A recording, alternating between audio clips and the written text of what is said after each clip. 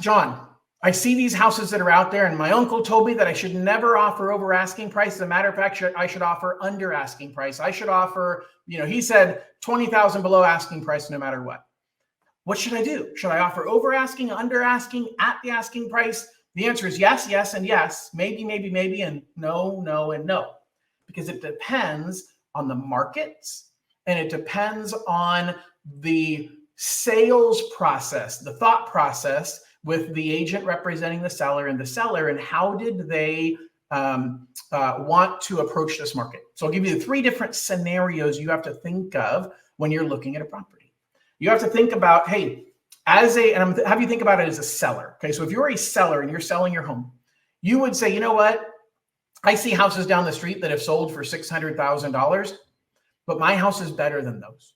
And so when a realtor comes to me wanting to help me sell my house, and they say, hey, all the houses nearby are selling for around $600,000. I say, yeah, but mine's better. I put in a pool.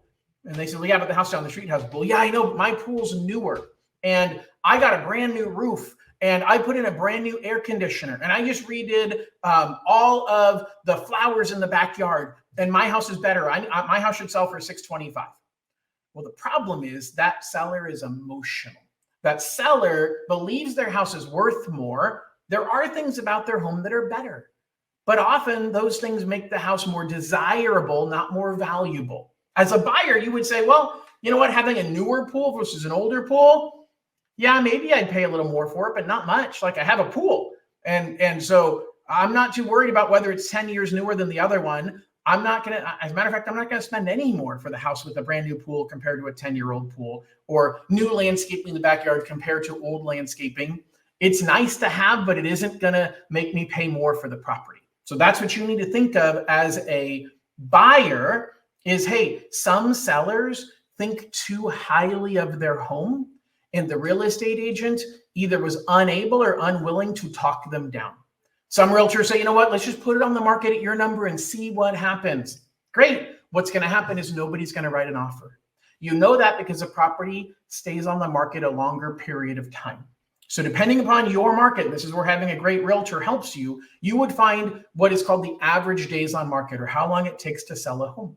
And when you have a home that exceeds that average days on market and there hasn't been a price drop, you have an opportunity to go in and negotiate. That's a seller that thinks their house is worth too much and they aren't getting anywhere. And the realtor is likely beating them down, trying to convince them, hey, you need to lower your price. So they might be saying, okay, fine, maybe I'll lower it to $610 instead of $625. Well, if you came in and said, hey, I'll offer you $625, but I need you to give me $15,000 towards my closing costs, the seller would be like, oh my God, that's great. And they will accept it, and you can get a seller credit because they were going to lower the price anyway. You caught them before they lowered the price. The moment they lower the price, you've got a problem because the seller thinks that's what the market is going to bear. And they think, okay, I can sell it for $600, $610 because I lowered the price now. They might not have lowered enough, but to get them to take a decrease from there, a greater decrease from there, harder to do. Because they think, well, I know I'm starting over with my days on market, and I'm starting over with people looking at my house as a $610,000 home. That isn't always true. Once somebody's looked at a house and checked it off of their list and said, nope, I'm not buying it, they're not likely to look at it again. But just recognize that's the first type of situation where you would typically offer less than market value, less than what the list price is, because they're overlisting the price. We have the complete opposite end, which is a seller and a real estate agent saying, you know what? I think this house will sell for $600, but I have an idea, the realtor says. What if we put it on the market for $550? Imagine how many people would love to have this house for $550. And the seller says, no, I'm not willing to sell my house for $550. And he says, no, you don't have to accept an offer at $550, but we put it on the market for $550. And we get multiple people bidding up on the property. We get all these people who bid the price of the property up, and now they're competing. And once they're competing, they're going to want to go higher and higher. And we're going to get them to pit against each other. I think we can sell it for higher than $600, because once people are emotionally bought into a property and they say, man, I'd love to have this house and I'm willing to have it for $550. Oh, but it's going to take $575. That's still a deal. Oh, it's going to take $600. Well, that's what I was willing to pay anyway. Oh, it's going to take 610. Well, that's only 10,000 more.